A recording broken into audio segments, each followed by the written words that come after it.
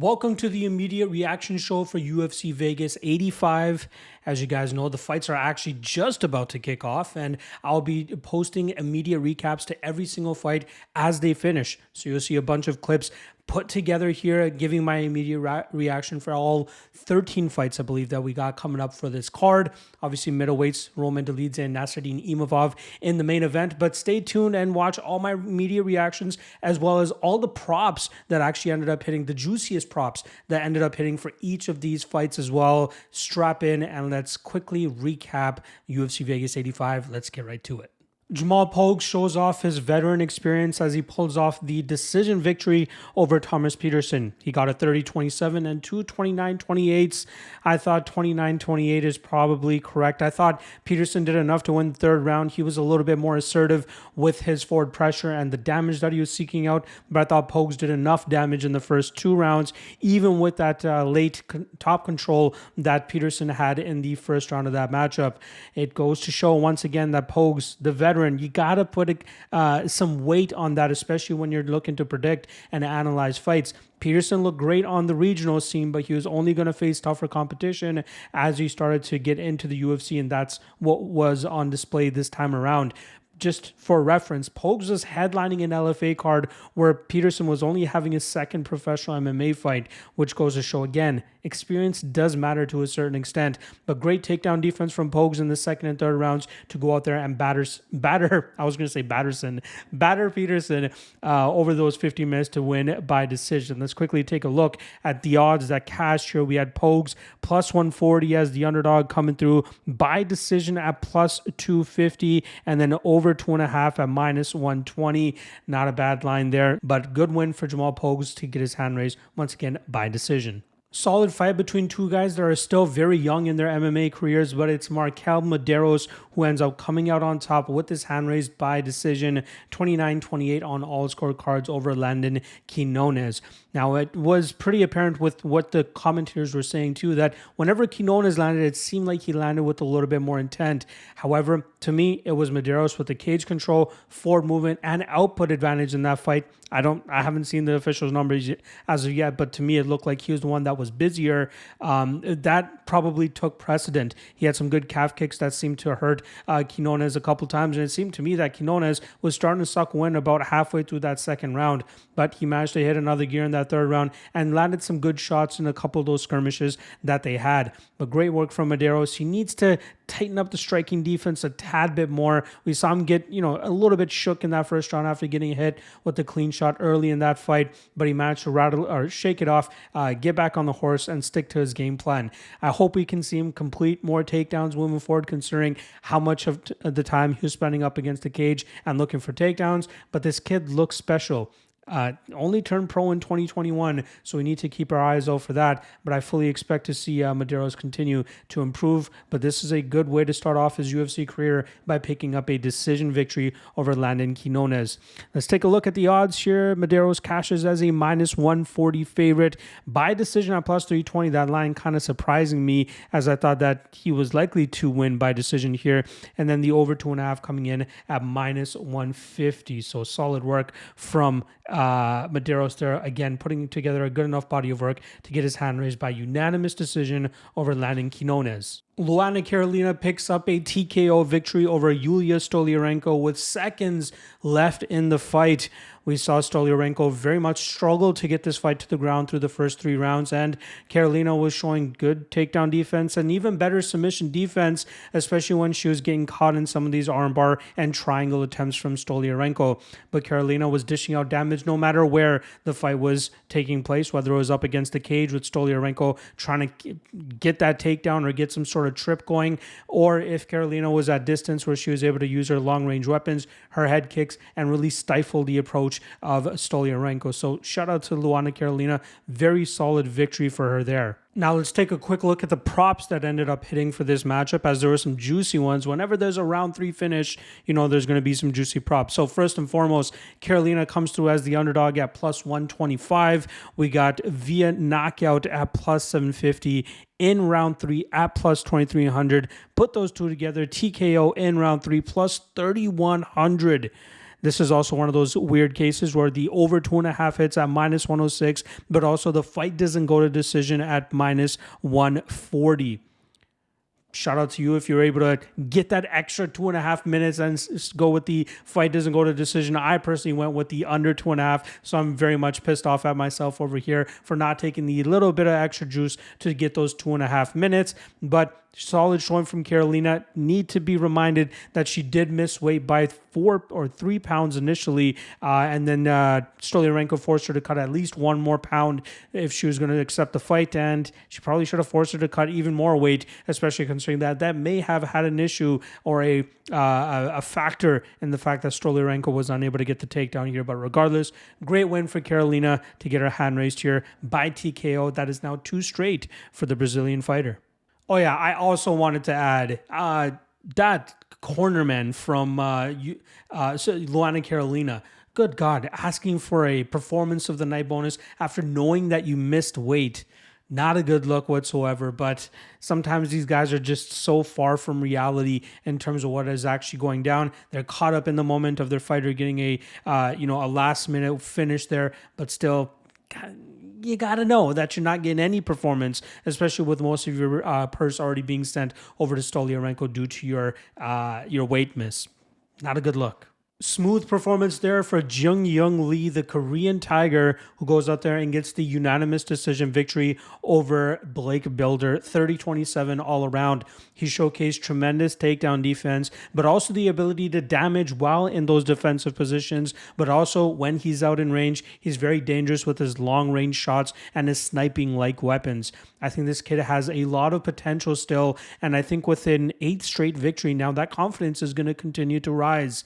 The one question I do have, though, is what his cardio will look like as he starts facing tougher and tougher competition. It seemed like he started to slow down even after that first round, but seemed like that 1 minute recovery time was all he needed so that he can get the energy required to stuff the inevitable takedowns that were coming from Blake Builder. But absolutely phenomenal takedown defense from Lee as he was able to keep that fight upright. Hurt Blake Builder on numerous occasions with the body shot, even when he was defending the takedowns and utilizing his elbows, Travis Brown style. Beautiful performance there from Lee, and he cashes as the lock of the night prediction as well. I believe I got him in closer to minus 138, minus 140 earlier in the week. Speaking of props, let's look at the props that I ended up hitting here as Lee closed as a minus 180 favorite, gets the dub here. Late action in the week on the Korean Tiger, pushing him to minus 180. By decision, plus 270, not too bad, and over 2.5 at plus 105. If you're able to cash on any of those, drop a comment below. If you tailed your boy on the lock of the night play, drop a comment below and let me know. And show me the appreciation, I guess. Show me some love. Is all I was trying to say. But regardless, very happy to call that spot, especially as a minus 140 favorite when I initially bet him. Very happy with that. But I can't wait to see what is next for the Korean Tiger. Once again, picking up the decision victory here over Blake Builder. It only took Themba Gorimbo 32 seconds to knock out Pete Rodriguez in a fight that was sure to deliver on fireworks, and that's exactly what ended up happening.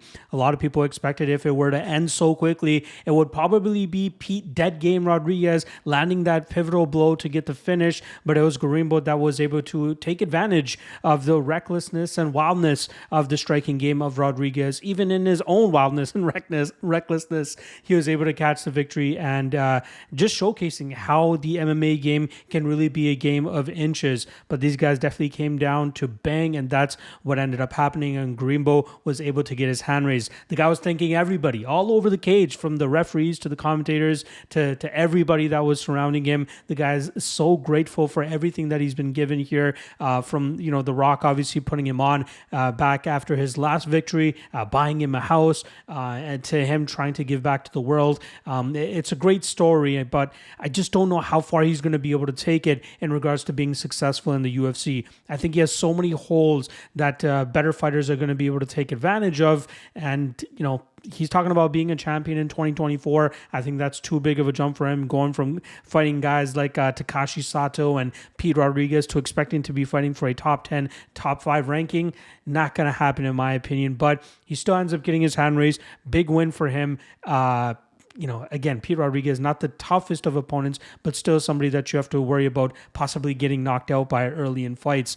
All right, let's quickly look at the props that ended up hitting for this matchup. Greenbow as the solid favorite at minus 200, cashing by knockout at plus 500, to happen in round 1 at plus 200, and to stuff those two things together, round 1 KO plus 1,000. Kind of kicking myself for not taking a shot on that after taking a shot on Rodriguez to win in round 1 by knockout at plus 550. And then obviously the under 1.5 cashes at minus 170. Once again, big win for Greenbow here to get some momentum going. 2 straight wins now. Let's see if he can make it 3 when he steps into the cage once again later in 2024. Charles Johnson successfully halts his 3-fight losing streak by picking up a unanimous decision victory, 29-28 on all scorecards over the previously undefeated Azat Maxim. I thought it was a very close second round, which was probably the difference maker in this matchup. I ever so slightly leaned Maxim, but I could definitely see how you can score that in favor of Johnson. But Johnson definitely won round 3 and left it up to pretty much the second round in terms of which one was the one that should have been the determining factor in this matchup. Great takedown defense from Johnson, and even after getting stung a couple times in that first round, great resiliency and the ability to battle back from adversity in those second and third rounds for Johnson were big for him to pick up this victory, a much needed victory, which likely could have spelled the end of the UFC run for him. But he is still in the UFC, and Maxim has to go back to the drawing board to figure out what he did wrong, how he can improve, and how that's going to look moving forward as he tries to bounce back from his first ever professional loss.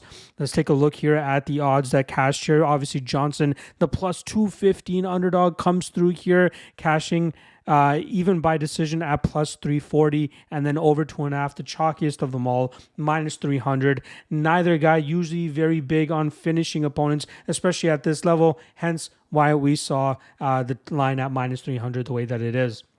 Big win for Johnson. Underdogs are barking for sure. We got 3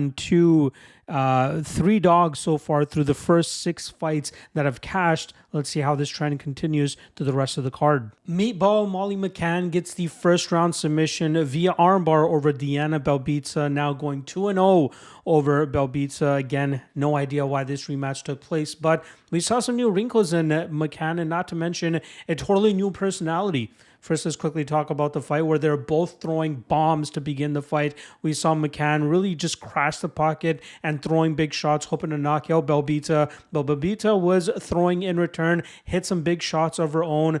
We saw McCann go for a takedown, get some top control. Belbita quickly back to her feet. Shout out to Belbita showing the improvements that she had. But McCann eventually just sticking to the game plan, getting the takedown once again, and then deciding, going from the ground and pound that she was trying to land to end the fight, or that end that round, she ends up going for a submission, beautiful submission, just a huge evolution from McCann. And, shout out to her, and she's kind of winning me over. This was a fighter that I wasn't really a fan of. I thought she was just a little bit too brash. I thought she was a little bit too full of herself in a sense, getting a lot of the rub from Patty, and the unwarranted rub, right? I really didn't think she was that good of a fighter to begin with, but great maturity, right? In her post-fight interview, really calm, very just, I'm taking it as it is. I'm not going to think too much of this. This is what was meant to happen. I put in the rounds. I went to grappling tournaments. I made the weight.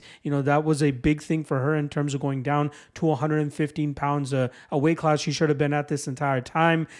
She looks good. I don't want to cap her ceiling or discourage her too much, because who knows how far she can take this. The power that she brings to this division is solid. If she can continue that, continue sharpening the rest of her skills, who knows what the ceiling could be for Molly McCann. But big win for her, especially to pick up the first submission victory of her professional career. All right, let's talk about the props here real quick. Obviously, McCann was a big favorite here at minus 260. She cashes that, but via submission, plus 650, nice and juicy there. Round 1, plus 700. Submission, round 1, plus 1700. And then the under 2.5, RIP to the women's MMA over bettors here, as the under 2.5 cashes here at plus 205. Now that makes the underdogs 3-4 on the night now. Molly McCann getting another dub there for the favorites. But again, big win for Molly McCann. Big fan of hers. Well, not big fan of hers yet. I'm not jumping on the train just yet, but she's slowly winning me over. I look forward to seeing what's next for her. Chuck Buffalo, Charles Radkey shows out as he gets the first round knockout over Gilbert Urbina in the last minute of the first round. Beautiful work by him, and it seemed like he was very much dialed in and locked in for this matchup, especially considering how unimpressed he was with himself in his UFC debut where he got the victory over Blood Diamond. That was a very slow and boring fight, but he made sure he brought it this time around and really just was methodical with how he stalked Urbina. He was able to stop the takedowns and then eventually find that big finish near the ending of that first round by just putting a barrage of punches together and getting him out of there. Beautiful performance. We know the guy's very outspoken. His post-fight interview, obviously hilarious, asking Daniel Cormier if he was scared or, frightened by the thought of having Charles Radkey on the mic once again, but I'm glad regardless that he got the victory and in emphatic fashion as well. Let's look at the props here real quick. Plus 170 Radkey cashes for the underdogs once again. That's now 4-4 in terms of 4 underdogs and 4 favorites winning on this card. By knockout, plus 600 for Charles Radkey, round 1 plus 750. Throw those two together, plus 1,400. The under 2.5 obviously cashes as well at minus 155. Good snipe there for anybody on that. And then lastly, a special prop here from FanDuel. Radkey to win in the 5th minute of round 1, plus 2,700. Got to be a Mystic Mac type of level of predictor there to be cashing that type of ticket. But regardless, shout out to anybody that got in on the money line even of the underdog here on Charles Radkey. Let's see what's up next for Chuck Buffalo. Aliaskhab Khizriev and Mahmoud Muradov is unfortunately ruled a no contest due to an accidental eye poke on behalf of Khizriev. Now Muradov, you could see the damage on his eye almost immediately as he, his eyes start shutting, and it was a pretty bad eye poke after the replay showed what actually happened there. Very unfortunate. A lot of people are looking forward to the return of Khizriev, who's been out of the cage for almost 2 years now. The guy looked in tremendous shape. He's a solid middleweight that could potentially be making a run into the top 5, and this was a very pivotal matchup for him, especially against a guy as experienced and talented as Muradov. So very unfortunate. Hopefully they can give some time to Muradov to heal up, get back into shape, and then put this fight back together again. I thought it was the perfect matchup for both of these guys at this point in their career, but unfortunate hold up here in both of their progressions in their career as this fight has been ruled a no contest. Very unfortunate. The chalkiest favorite on the card comes through as Natalia Silva picks up the unanimous decision victory, 29-28 on all 3 scorecards over Viviane Araújo. Number 9 beats number 7. You got to believe that Silva is starting to work her way to that top 5, a spot that she probably deserves to be. Now, a lot of this fight was pretty much faced up against the cage here as Araújo was struggling to get the takedown here, but she was expecting that her control time on the cage was enough for her to go out there and grind this victory out. Unfortunately for her, she was eating big shots in between the moments up against the cage, and ultimately the judges are now very much focused on damage over control, and that's exactly what Silva was able to capitalize on when she was in open space. But I got some big question marks about Silva moving forward against these better opponents that she'll be facing as she continues to take steps up in competition. I do not like, first of all, I like her lateral movement. I love her ability to just stay out at distance and keep skirting from side to side, but she has this issue in terms of always backing herself up into a corner. She moves side to side, but then her opponents can easily cut off the cage where she's content with just staying on the outside and potentially getting pushed up against the cage. Better wrestlers and better grapplers are going to be able to keep her there, land damage, and then eventually land a takedown, which will make it harder for Silva to get off on her style, which is lateral movement and distance striking. But it prevailed for her this time around as she was able to get the victory over the aging Viviane Araújo, but it will be a problem for Silva as she continues to march forward to that top 5. regardless, she gets the win and a birthday present in the form of a win and both of her paychecks. Happy birthday, Natalia Silva. Let's quickly talk about the props or spots that ended up hitting here. Not too much, no plus money. Silva minus 350 cashes via decision minus 130. That was her most likely path to victory as well. And then the over 2.5 at minus 310. Good win for Silva. I can't wait to see what's next, but she has to sharpen up a couple of things if she hopes to one day become the UFC flyweight champion.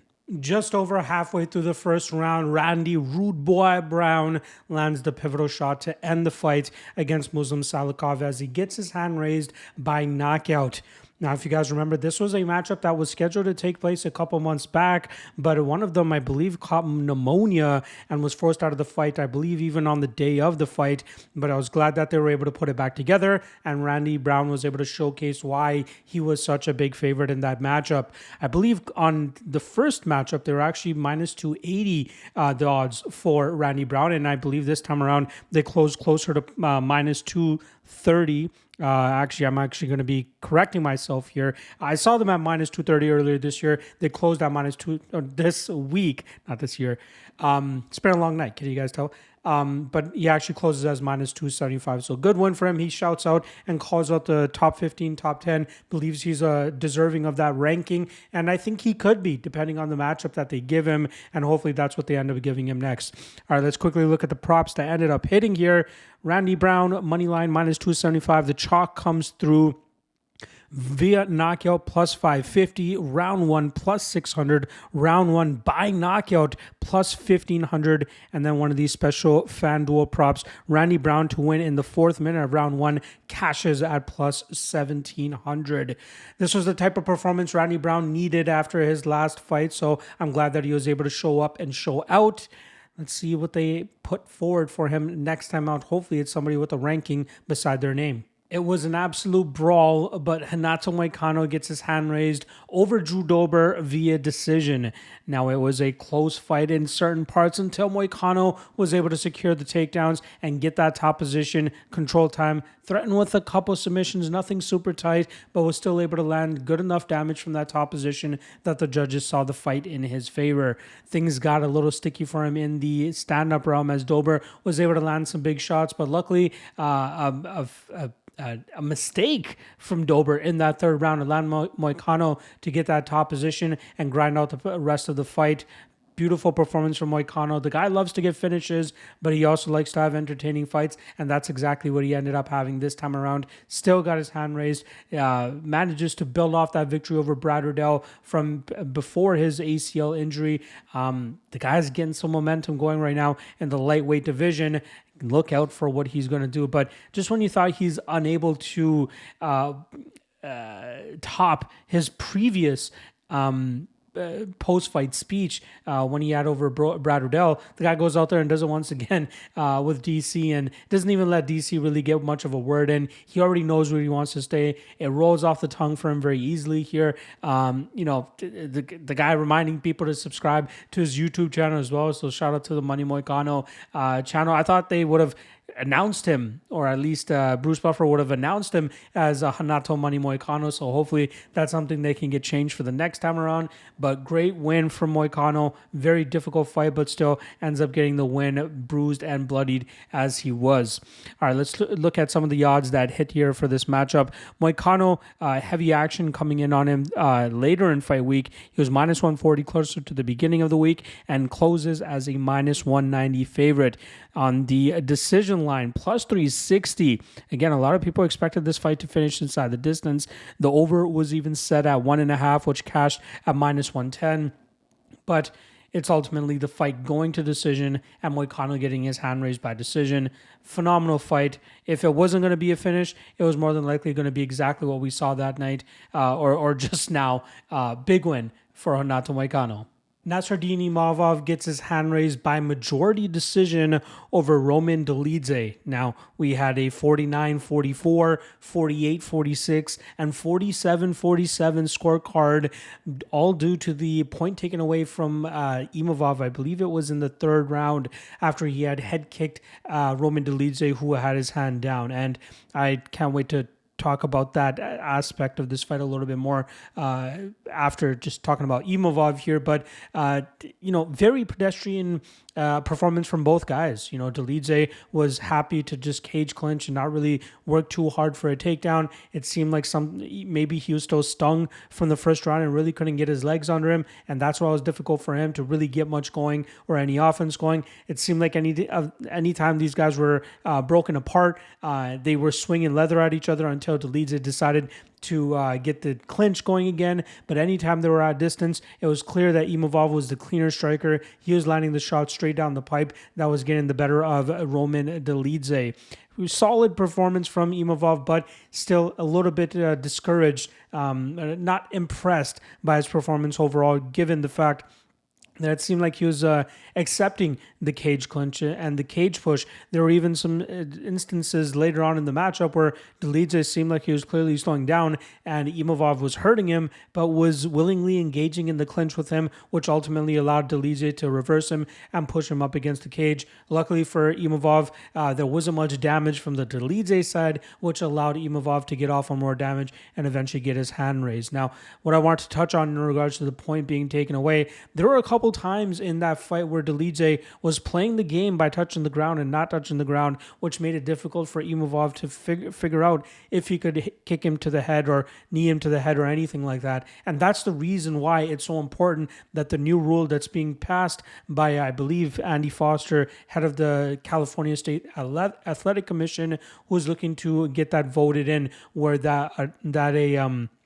a fighter will need to have more than just their hands or feet on the ground, so they can no longer play that game. It's either going to have to be an elbow, a thigh, their butt, an elbow, their knee, all of that stuff. Like, something has to be on the ground other than the hands. So I know Dolidze was playing that game essentially because he was trying to figure out if he could roll for a knee bar. That's one of his favorite moves, but it also causes confusion for the referee and the rule set altogether if he continuously just, okay, I'm going to keep my hand up now. I'm going to get, you know what? Now my hand's on the ground. So I'm glad that fight happened, especially on the heels of the whole Movsar Evloev fight with Arnold Allen, how that came to fruition as well, but also the California State Athletic Commission looking to try to rectify that situation so we can have some more action in those weird stalemate moments. Very happy to hopefully see that come into play by the end of the summer if it all gets passed